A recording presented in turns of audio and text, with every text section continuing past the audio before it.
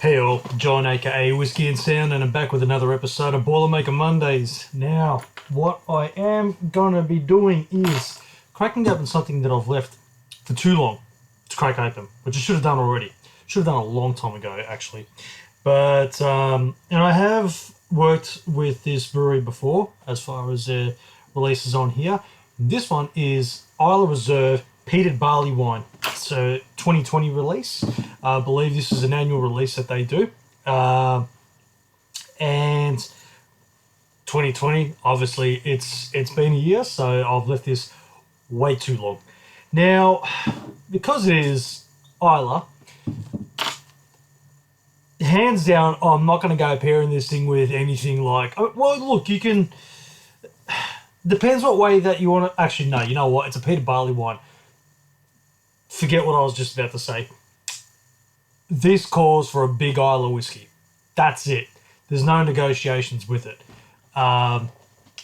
If it's the whiskey that is like a peated Islay, then maybe you might want to break it up a bit and try it with a different style of beer than just sticking to like a darker beer, which they tend to favour towards as far as a Boilermaker. It's pretty much like a no-brainer that you would head down that path of having like a peated Islay whiskey, and whether it be like a strong stout or a porter of some sort, or a barley wine, which is what I've done in the past. One of my most notable and memorable, I will say, was that Endless Endings beer from Anchorage up in... Actually, I'm pretty sure that was the collab beer. And that was the one that... pardon me. That was a beer that was part barley wine and an imperial stout, which was aged previously in Woodford Reserve double oak barrels. Then they married those two beers together, come up with that bad boy, and then I paired that back with a 8.3 Octomore, which is the only thing that was complex enough to break through it and pretty much put it in its place. So with that in the back of my head, Islay Reserve. So what I would traditionally go down the path of is I'd match it with a Bruichladdich, obviously being, being that these were actually, and the reason why I would go down a Bruichladdich path is right, so it is, where are we? Brewers Ramblings, here we go. We have taken a grist of 100% heavy peated distilling malt sourced from Scotland, used a reiterated mash process with a 2.5 hour boil to produce a beer with incredible depth of flavour. Maturation in Octomore whiskey barrels. Hence why I'll be going down the path of Bruichladdich. Has branded the beer beautifully, adding another layer of complexity. Now, this comes in screaming at 16.6% ABV. And it's a good size pour at that, 370ml. So, I am definitely going to be finishing that bottle responsibly today. Now, what I'm going to... Actually, I'll pour this and start airing it out, because I find with these beers, they do taste better with... not chilled. I mean, chilled, they're easier to drink. Once they start to warm up and open up and get into like a bit more room temperature, unlike your lighter beers that start to really, they can turn to cat piss pretty quick. I'd be more than happy to try this particular beer once it's warmed up a bit, because it opens up with a bit more complexity about it. Alright, that looks as chunky as barley wine is going to get. Okay. Lovely, that glass is spot on.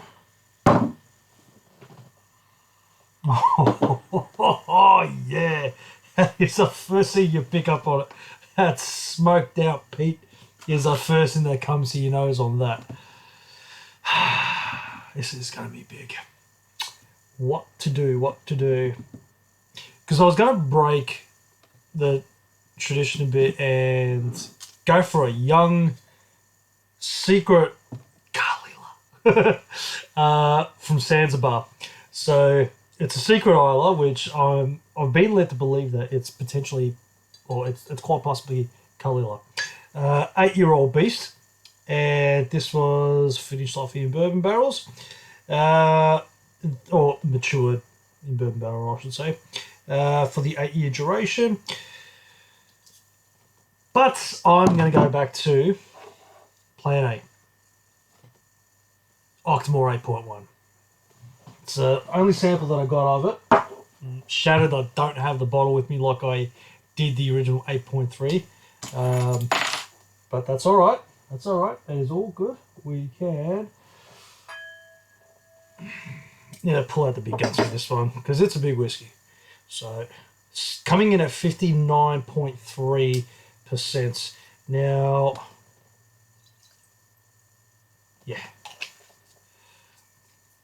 All right, Octomore 8.1 and Islay Reserve. So it is going to be a Bruichladdich Boilermaker. I really can't talk at the moment. I think because I'm yet to have dinner and I'm about to have this Boilermaker. So, priorities. So, I really should have had something to eat. But not to worry, I'm definitely going to be eating something after this, that's for sure. Now, nose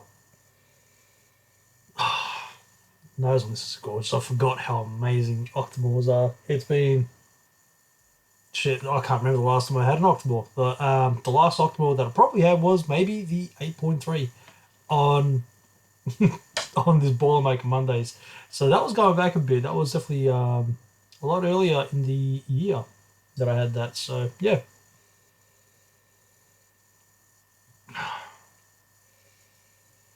Well, actually, no, it wasn't. It was late last year. That's right. Because we're past the 50 mark now. So, yeah. Yeah, it was definitely last year. I forget how long I've been doing these pairings for now on here. So, all right, now I need a refresher as far as the Octomore 8.1 is concerned with regards to what the what the barrel finish was on it. So, where are we? Where are we? Here we are. Don't mind me. All right, so this was not written down here. That's just fantastic. Please tell me that it's got here. I should have really done my... Okay, so distilled in 2008 from the 2007 harvest with maturation taking place in first fill American oak casks sourced from Buffalo Trace, Clermont Springs, Four Roses, Heaven Hill, and Jack Daniels. So it's done 8 years in American oak casks. So it's going to be opening up bit by bit. It really is. Not your everyday American oak dram, that's for sure. It's not your... Yeah, it's not that in the slightest. Like, Bruichladdich, especially Octomores in particular, they need to be respected for what they are. They're a big...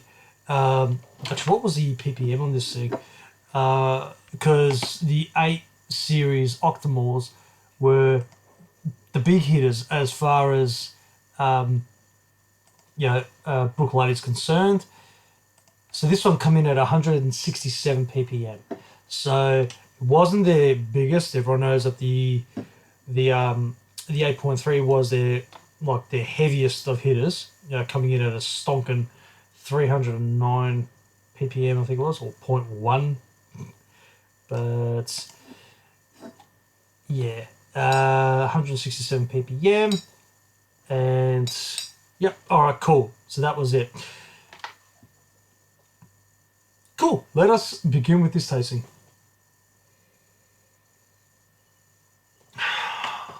On the nose is a signature barley note that you get with, it's that cereal note that is famous with Bruichladdich. They're able to bring that forward. There's it has a real umami note about it. Like, it's very, very earthy. The cereal note is definitely predominant. It's which makes it a breakfast whiskey. It's like Wheat Bix. And it's that maritime starts to come through now that it's starting to open up, like that briny note.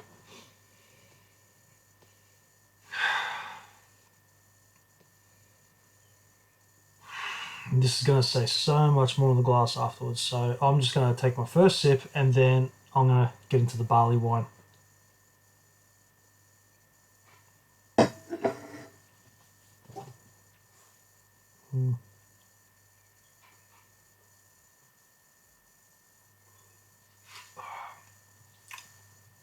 And there it goes. Oh. Ooh.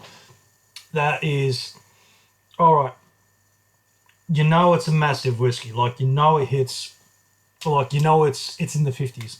I'll say it doesn't drink like it's in the 50s. But... Actually, no. If I was to say that, I'd be lying. This has an authority about it, this whiskey. It's big flavoured. The finish, massive. Is it like a full-on smoke bomb? No, it's not. The smoke comes out on the finish, and that's just going to keep rolling out. Like, that goes from... like, it hits you at about mid-palate and goes all the way back. It's just like this lovely campfire smoke. That's more what I get. And that's quite common with Octomores, I find. It's not like smack you on the palate like an Ardbeg as far as smoke goes. This is a bit more elegant than that. Very, very elegant. So this, and now that I've got that on the palate, now I start getting some floral notes that come through on the nose. I wouldn't go as far as saying it's a jasmine note. Pipe that down, because jasmine's actually quite strong on the nose. It's one of my favourite smelling or floral scents, I should say. But it's got a hint of jasmine on there, so but the note is definitely there. It is grassy, very umami, and yeah, that's opening up more so on the cereal notes, and wow, there's a lot more going on. I can sit here for forever and just open up with notes about this, let alone the tasting notes. Right, now I'm going to get acquainted with this barley wine now that it's warmed up a bit. All right. Man, I get more smoke. I get more smoke out of this thing than what I do that. That's hilarious. It's because you've got that barley wine, which is very butter menthol kind of flavor profile, and yeah, there's that. Some people can call it burnt butter popcorn. I tend to call it burger rings. That note is like or cheese and bacon balls is often a very common one with a peated whiskey. Medicinal is also what I get on this as well. So it's got it's got an iodine or an iodine, however you want to pronounce it. I'm pretty sure it's iodine actually. Iodine characteristic about the nose. In between the liquid burger rings that I get and the butter menthol.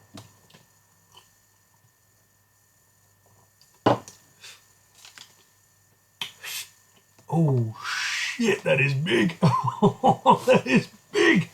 That is such a big, that's a big barley wine. Oh man. I love it. I'm so glad I got a second one of these, that's for sure. Whoa, beautiful. All right. Right, yeah, you can tell that that's got Octomore presence in it, which is cool. I like that. The barley wine's there. That's very cheese and bacon balls. Yeah, very, very cheese and bacon balls. That is phenomenal. I love that. Right, I'm so glad I got a couple of bottles. And that's also got a smokiness about it too. I am so going to do a cigar after this. I really should have done a cigar with this as well, because that also would probably cut that smoke element out and then really bring out whatever's happening. Well, I tend to find that with cigar pairings. I don't know. I probably need a bit more schooling on cigar whiskey, and I'll probably end up doing a cigar Boilermaker episode very shortly. But anyway, right. Oh, cheese and bacon balls for days. Man, it's massive. I love it. Right, okay. Let's put these two together and see what they can come up with.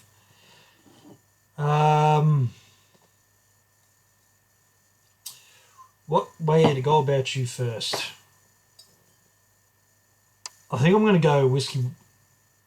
No, I'm going to go beer first. And whiskey. Yeah, so beer wash, whiskey rinse. That should do it. Oh, this is opening up so well. There's so much, there's musk candy notes coming through on this now. Floral notes definitely there. Heaps of now it's fresh cut grass coming through. Actually, it goes funny because one side of it I'll pick up fresh cut grass, and then the other side I'll get hay, fresh hay on the nose as well. Truly a stunning, very stunning whiskey. I've got such an appreciation for Octomores, so I'm glad I could put these two together. Right, I am going to go beer wash, whiskey rinse first, see what happens. And I really, really should have that on hand.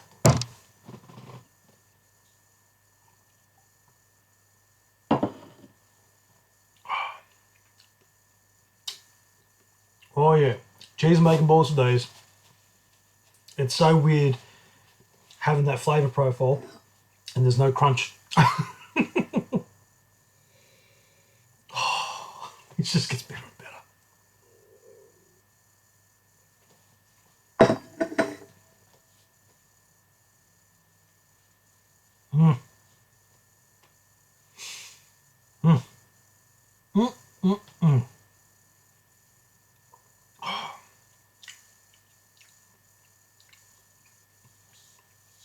Oh yeah, Clash of the Peat. Yeah, right. That's really intensified the presence of smoke, if anything. Probably a bit more than what I was anticipating. So, not to say that that's a bad thing. Like, I love my heavy hitters as far as the smoke goes. So that's yeah, like I said, big. I did say it was going to be big, and it is big. Not as big as what Endless Endings was in the 8.3. That was just massive. Pardon me. Now, I'll reset the palate and get some water into me because I'll need it with this.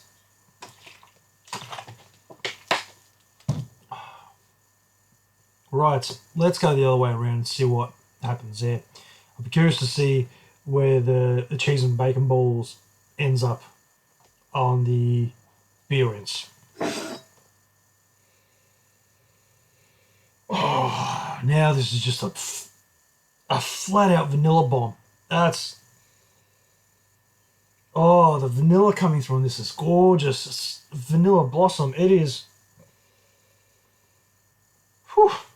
It's going in waves. I love these whiskies. The level of complexity is just... It's a work of art. That's what it is. Yeah, definitely a work of art. Yeah, okay. Whiskey wash, beer rinse. You can tell that I'm really stretching this dram out because once this is gone, that's it. That's all I've got left of my 8.1, and I'm going to be very sad to see the bottom of this glass. So I am stretching it out.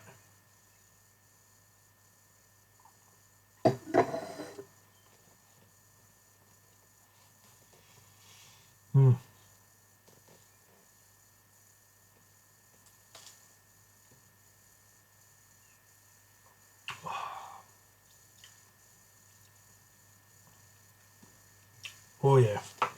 A little bit of cigar ash, and then it just mellows out into an explosion of flavours.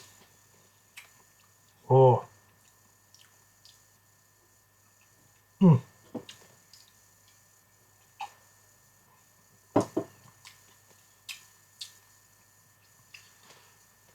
Right. Now that's really piped that one down. That's actually really brought the butter menthol forward. Yeah, right.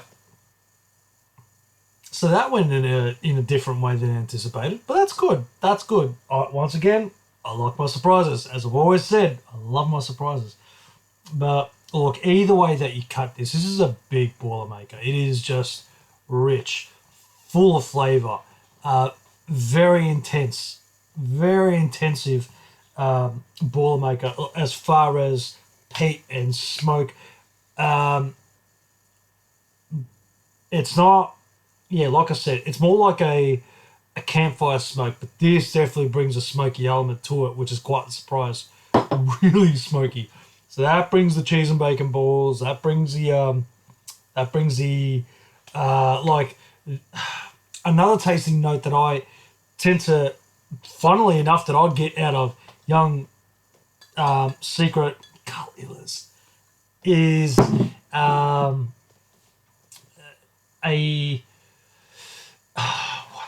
what's the note that I was thinking of? I'm still just trying to process this, which is yum. Just yeah, amazing stuff. That's right. It's like the tin sardines or it's like tin fish with the tomato sauce and the flavour of the tin as well, like the aluminium that it comes in.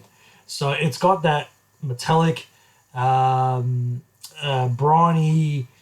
tomato paste kind of note about it. I get that as well on certain whiskies as well, like on certain Islay whiskies that are heavily peated, and that can come through on this as well, if that's how you're interpreting it, which I have that interpretation. So, but hey, it's all in the eye of the beholder. It's completely up to you with how you interpret it. So on that note, I'm going to get back to enjoying the rest of this. Either way you go about this, whether you go whiskey wash, beer rinse, or beer wash, whiskey rinse, you're going to be in for a big bloody ride. So, and a fun one at that as well. Very, very flavoursome, and you can most definitely enjoy this with a cigar, which I'm probably going to do the tail end of with this. So on that note, I'm going to bid you all a really pleasant evening, because now I'm going to have one. And stay tuned for the next episode. And if you haven't done so already, like, share, and subscribe to the channel so that way you keep up to date on the Boilermaker updates, on the pairings that I do. And now that things are starting to open up in Melbourne, finally, I will be doing a lot more out in public and sharing Boilermakers with others. So stay tuned for that. And if you also want to appear as a guest and you want to catch up for a Boilermaker pairing, then hit me up by all means. I would love to be sharing a Boilermaker with many of my peers locally. And even when I'm on the travel, if I'm in a state, I will definitely be hitting somebody up for a Boilermaker Monday episode worthy Boilermaker pairing. So here's hoping that I can, hear any requests from anybody that would be keen on that, because I know I would love to host anybody on the channel. So on that note, I'm out of here. Have a good one, and I'll catch you on the next Monday episode.